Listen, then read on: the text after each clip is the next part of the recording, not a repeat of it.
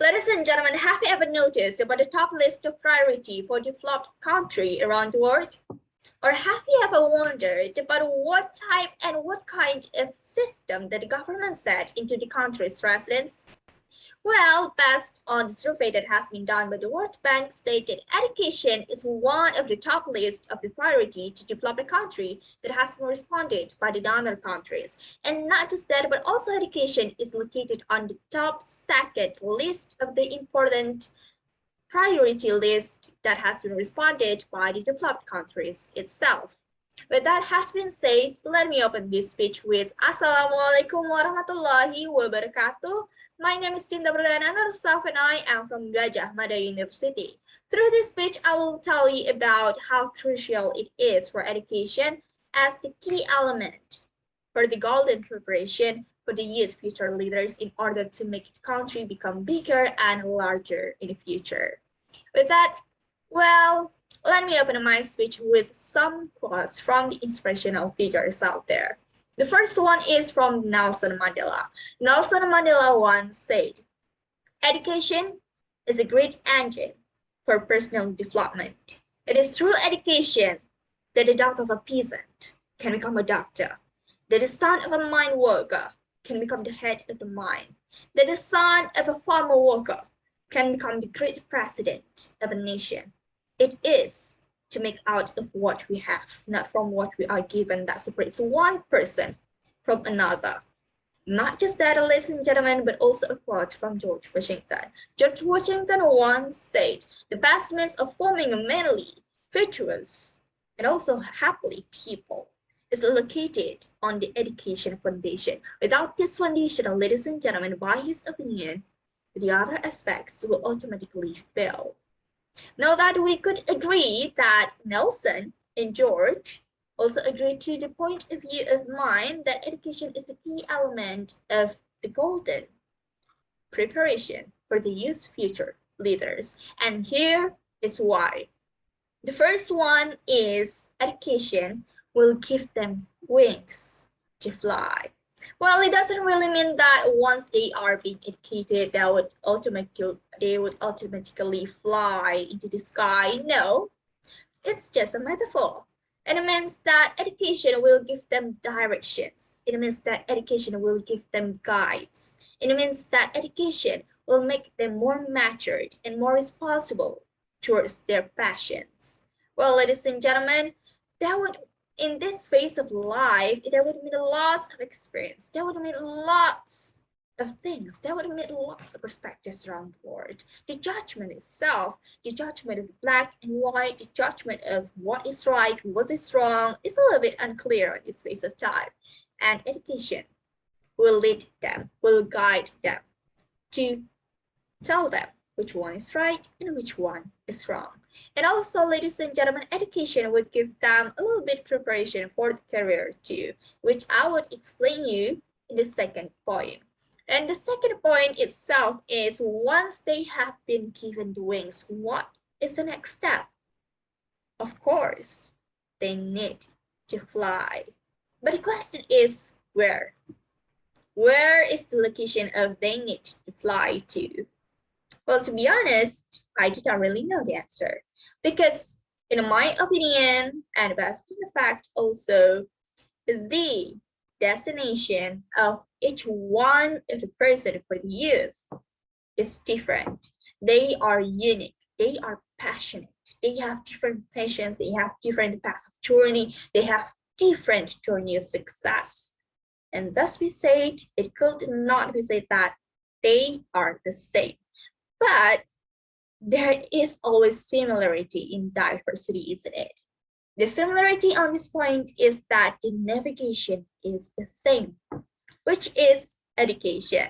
Now, ladies and gentlemen, education itself in this point is consists of training and development in their fields of interest. It would help the youths to finally define their career objectives, to finally decide what they truly want from life and them to achieve what they want to achieve. Education to youth that needs to be implemented in every country on the world is that education must be aimed to helping them to build a skill set and work on the skills acquired to develop subject expertise, which I will explain to you on the next point. And the next point is, ladies and gentlemen, the correlation of the education and how it could lead them to make them such great future leaders.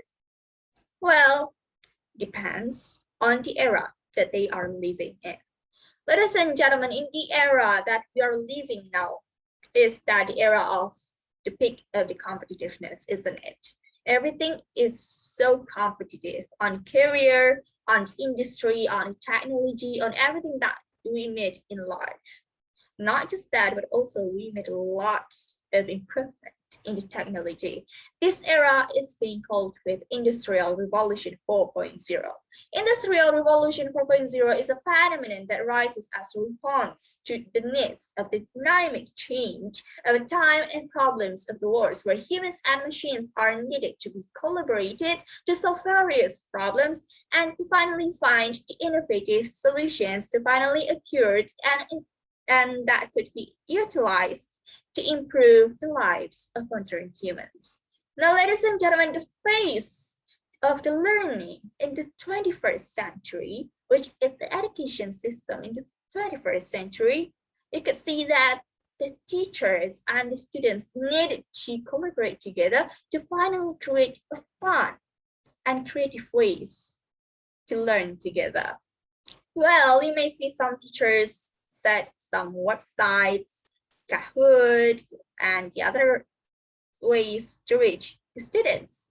Those are a little bit of examples of how the education system adapts to the 21st century, which is the Industrial Revolution 4.0 era. Now the question occurred more of why and how.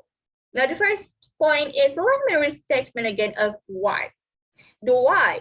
And the answer of the why is that, first of all, let me ask you a question. Guess what is the best element and the most important element of this era? The machine, the technology, the teachers, the Kahoot? Well, quite close to it, but no, the answer is wrong. The answer is that it is the youth. Well, to restatement again, another favorite quote of mine about youth, ladies and gentlemen, Mary McLeod Bethune once said, "We have a powerful potential in our youth, and we must have the courage to change old ideas and practices so that we may direct them to finally fulfill their maximum potentials and power towards good ends." Ladies and gentlemen, the conclusion is the youth existence into this process is to be the leader for tomorrow, as what it has been said by Nelson Mandela, George Washington, and also Mary McLeod Bethune. Therefore, it is a new challenge for us to build more innovative ways to maximize the power of the youth to become the future leaders as what we wish them to be. But the question is, how? Well, my answer is career-focused system in our education. Why? Because just like what I've said before, we are not just preparing people with big brains.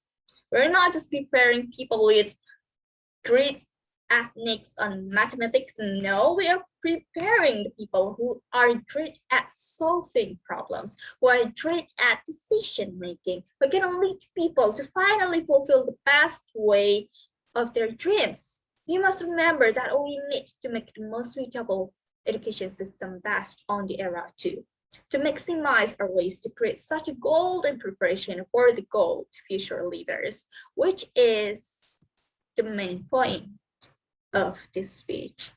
That's all for me. My name is Cinta Berliana and I am from Gadjah Mada University. Thank you so much for the attention, and let me close this speech with Wassalamualaikum warahmatullahi wabarakatuh.